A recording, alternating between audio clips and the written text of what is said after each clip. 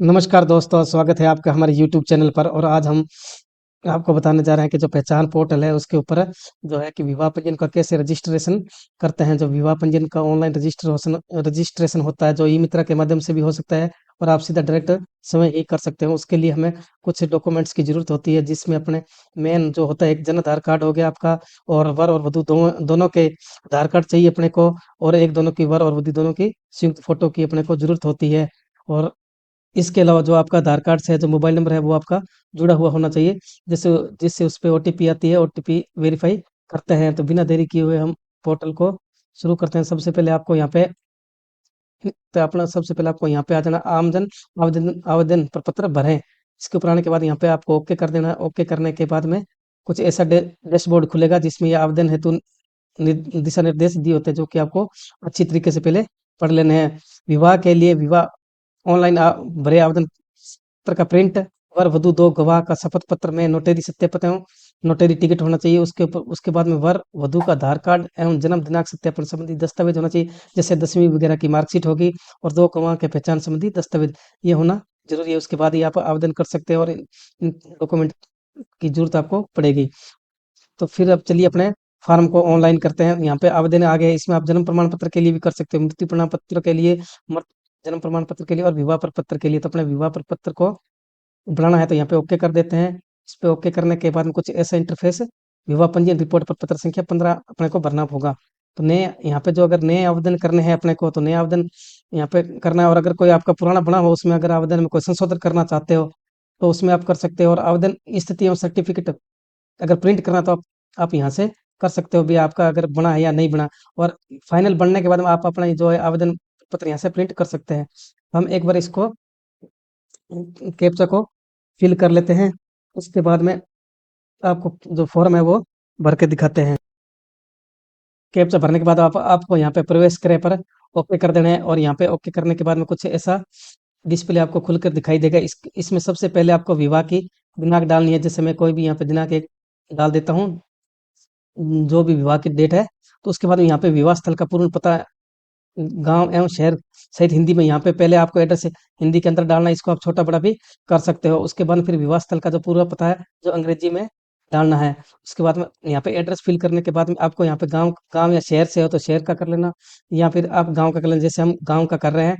गांव का करने के बाद में फिर आपको यहाँ पे जिले का नाम चुन लेना है, जिस भी जिले का आपको करना है। तो उस जिले का अपने नाम चुन लेते हैं। जैसे मैं एक बार इसमें किसी भी जिले का नाम डाल देता हूँ, जिस भी जिले का अपने को बनाना है। तो मैं यहाँ पे जैसे मैंने ये गंगानगर जिला डाल दिया, उसके बाद में जैसे रायसी नगर पंचायत समिति का डाल दिया है।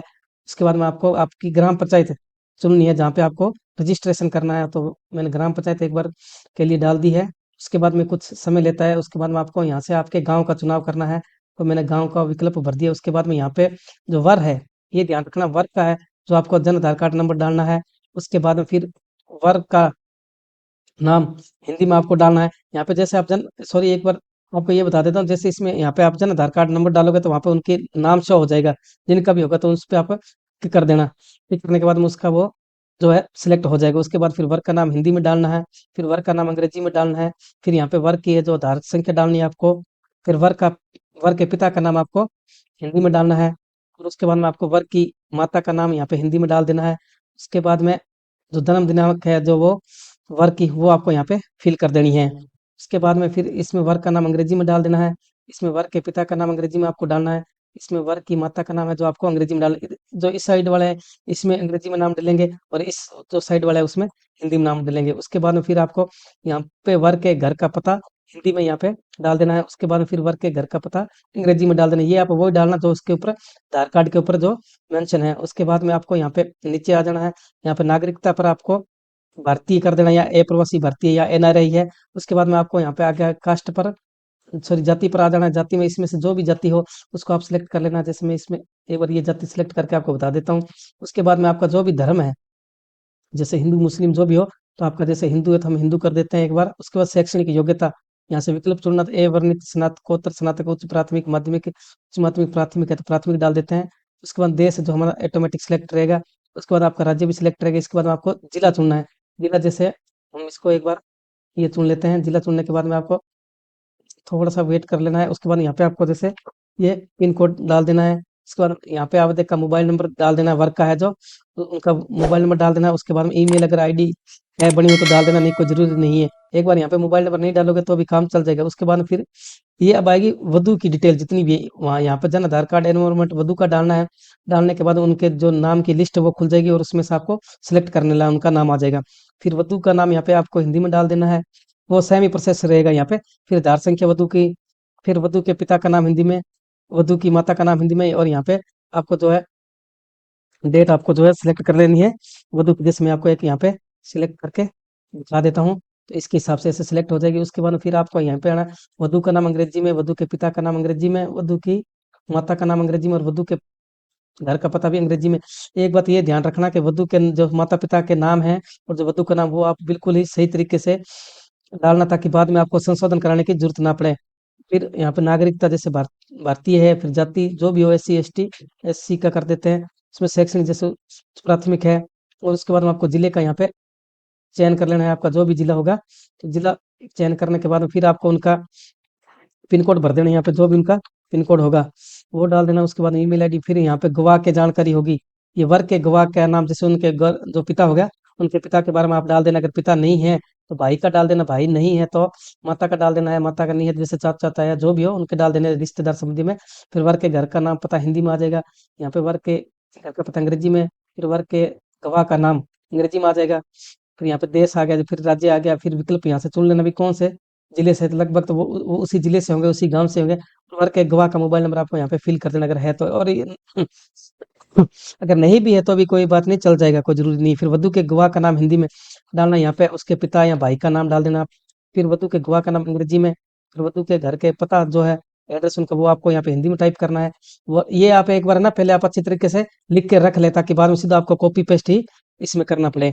ठीक है, नहीं तो फिर अगर आप फार्म को भरोगे तो लंबा फार्म हो जाएगा, जिसके कारण फार्म फिर कई बार बैक भी हो जाते हैं। तो ये आपको थोड़ा विशेष ध्यान रखना, इसका जो टाइम होता है 5-10 मिनट का शायद होता है, ताकि आपका जो फार्म है वो खराब ना हो।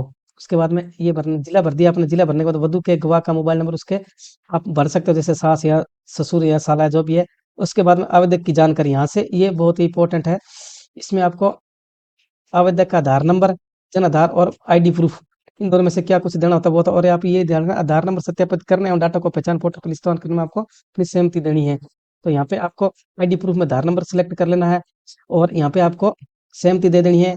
उसके बाद में आपको यहाँ पे आधार नंबर डालना, और इसके बाद में आपको ये कोड जो है, आपको ये कोड यहाँ पे फिल कर देना है। कोड फिल करने के बाद में आप यहाँ से अगर OTP प्राप्त हो जाएगी, OTP वेरीफाई कर देना। वेरीफाई करने के बाद में यहाँ पे टिक का जो है निशान लगा होगा, टिक का यहाँ पे निशान आ जाएगा, उसमें आवेदक का नाम है जो सारी डिटेल है, जो आवेदक का नाम जो यहाँ पे हिंदी में आ जाएगा, उसका आधार कार्ड के आधार पर सारा एड्रेस आ जाएगा, उसमें जो भी है इसका नाम आ गया और आवेदक का आधार नंबर भी यहाँ पे आ जाएगा।